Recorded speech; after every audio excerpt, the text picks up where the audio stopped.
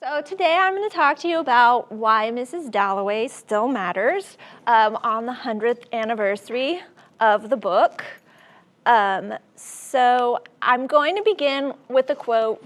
It's very long, so I'll just pull out the important part. So it's by Michael Cunningham, who is the author of The Hours. The Hours is a modern rendition of Mrs. Dalloway, and The Hours was also the working title of Mrs. Dalloway.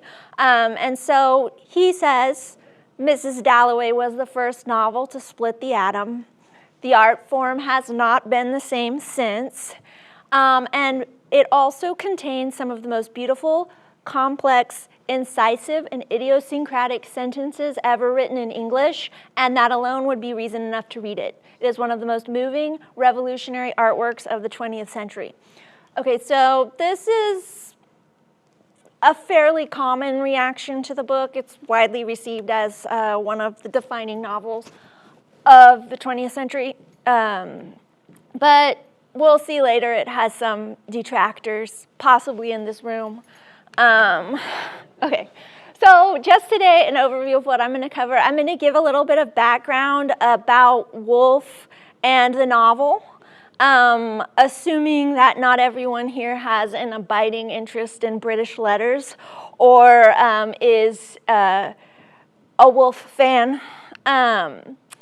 And then I will talk a little about the novel and the novel in popular culture, and then I've come up with some interesting threads I've seen while I've been reading around to talk about. This is the iconic picture of Virginia Woolf when she was around 20. She was born in 1882. And so by age 5, she was actually a prolific writer. She was writing letters and starting her correspondence. Around age 10, interestingly, she started her own family newspaper. So she was publishing and circulating stories about her relatives. She was born to a scholar. She lived a life of relative privilege. Interestingly, her mother died when she was 13, which sent her into her first downward mental spiral. She struggled basically her whole life after that with mental illness. But her mom did not believe women should be educated outside of the home. So Virginia took advantage of her father's library, and she basically read the English canon on her own. And then she had a private tutor for Greek and Latin. And then when she was older, she attended lectures at King's College in London. So in 1912, she married Leonard Woolf. And in 1915, she published her first novel, The Voyage Out, which was her only novel that was published on an outside press. All of her other work was self-published on the Hogarth Press. And so she died by suicide in 1941, right before, or right at the beginning of World War II. Okay, some of her notable works include To the Lighthouse, which is probably her magnum opus, Orlando, A Room of One's Own, The Waves, and then my personal favorite, Between the Acts, which was published posthumously. She didn't have a chance to fully edit that manuscript. But her husband said that she would have just made minor changes anyway, so he went ahead and published it. Okay, so just some biographical and social context. Woolf was a member of the Bloomsbury Group, which was a well-to-do group of writers and thinkers and intellectuals, and they had regular meetings in salons starting around 1905. They were interesting because they were more modern than a lot of their contemporaries. They had more modern ideas about sexuality. They were largely anti-war. They were elitists in terms of education, etc., and they rejected all habits that they found bourgeoisie. They wore very interesting clothes. You could tell who they were when they were out and about London. And actually, some interesting people were in it. John Maynard Keynes, E.M. Forster, who wrote Passage to India, Lytton Strachey was a great correspondent of Woolf, and then Vanessa Bell was her sister, and she was a pretty prominent modern artist. And there were other people that went in and out, but it was a group based in London. The Hogarth Press, which she established with her husband, still exists. It's owned by Penguin Random House today. So it sold out, basically. It was originally located in Woolf's house in Richmond in the basement. And it actually published the first English translation of Freud. And then it specialized in modern avant-garde art. So that would be T.S. Eliot, Catherine Mansfield, E.M. Forrester. It wasn't publishing the classics. Interestingly, Virginia Woolf was a bookbinding hobbyist. And she could also set type, which is very strange. But I don't know if you've worked with a hand press, but setting type is difficult. In terms of the literary context, this book exemplifies modernism in its high form.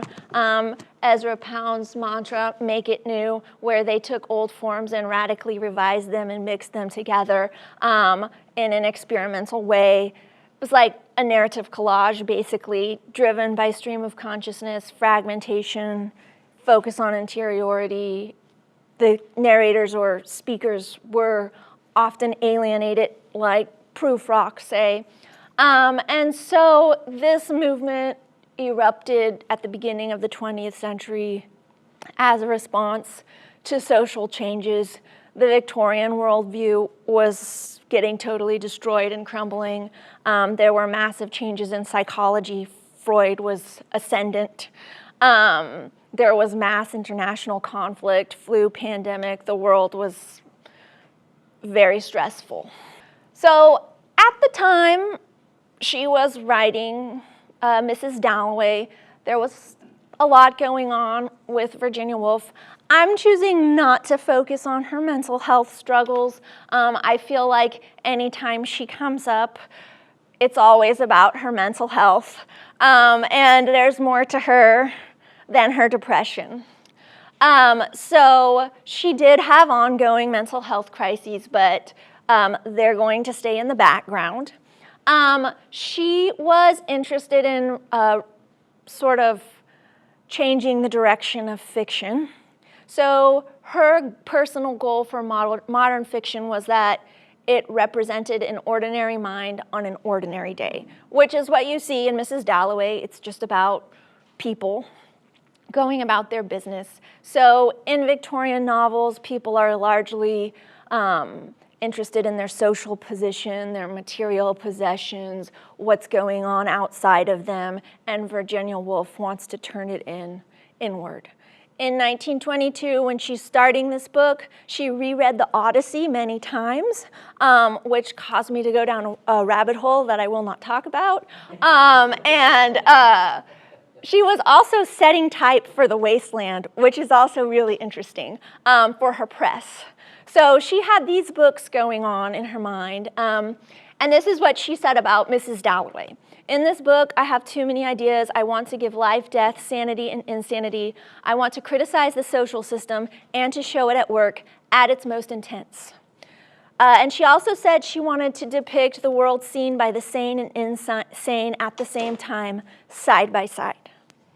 The influences on this book, Joyce's Ulysses looms large, unfortunately.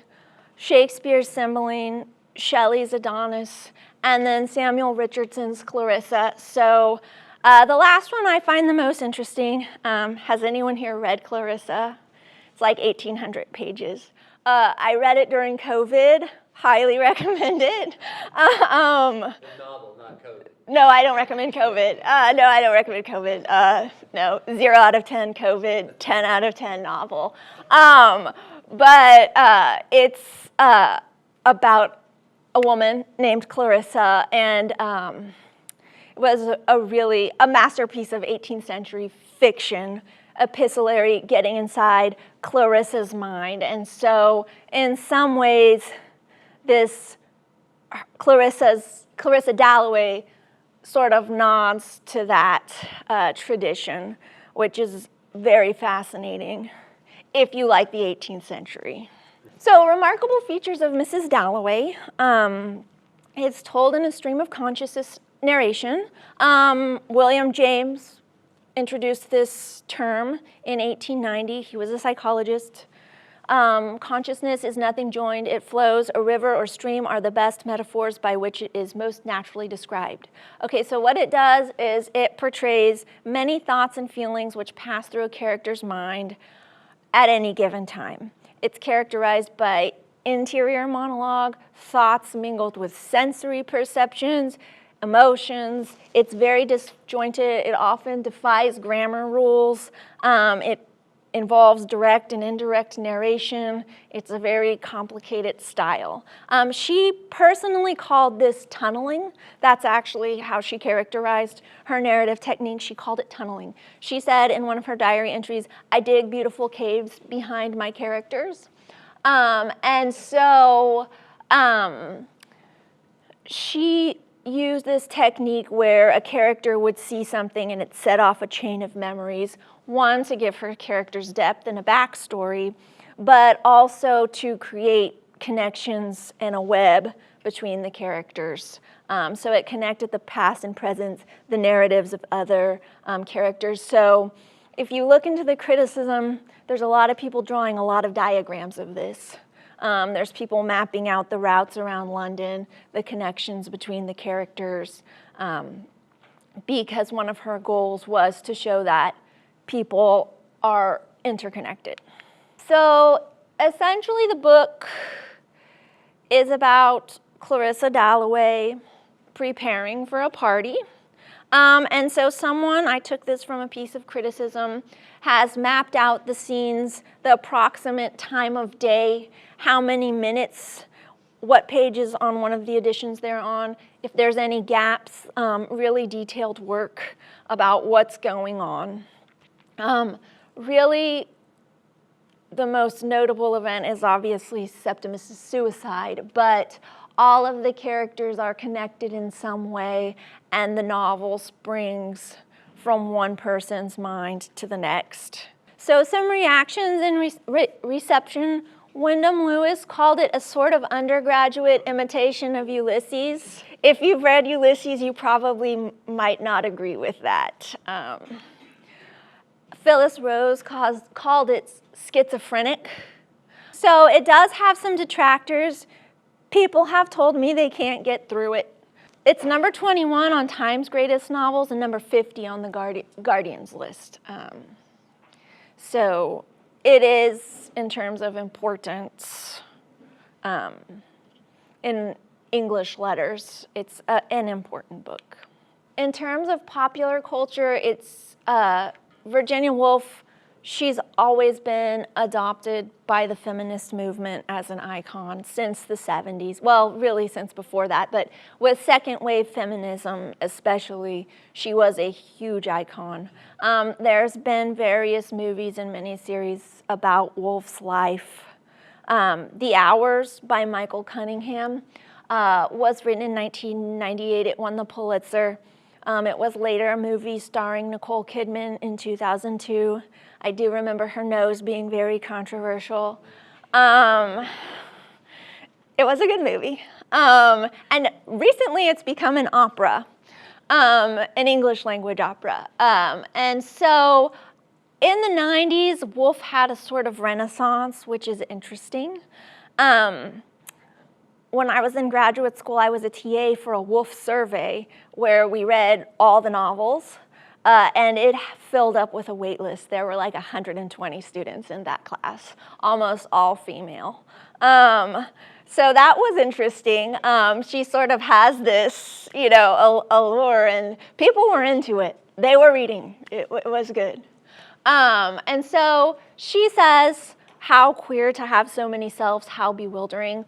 And so she knew that she had, to use a ChatGPT word, multifaceted personality, and people see in her what they want to see.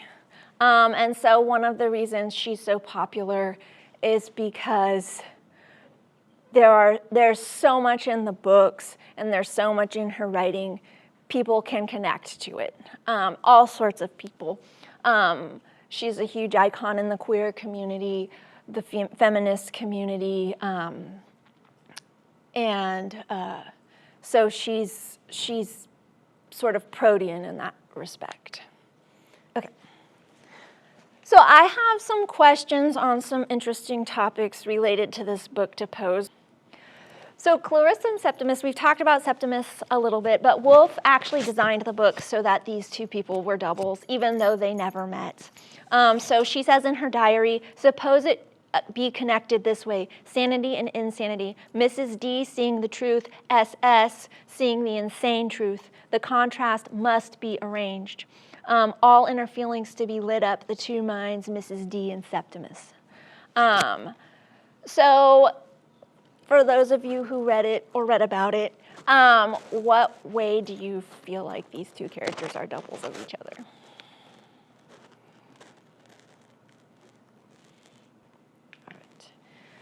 And so this novel, like all modernist novels, is told in a stream of consciousness format, but they're often characterized as purely interior, privileging interiority. But the social world can't actually be extricated from one's sense of self.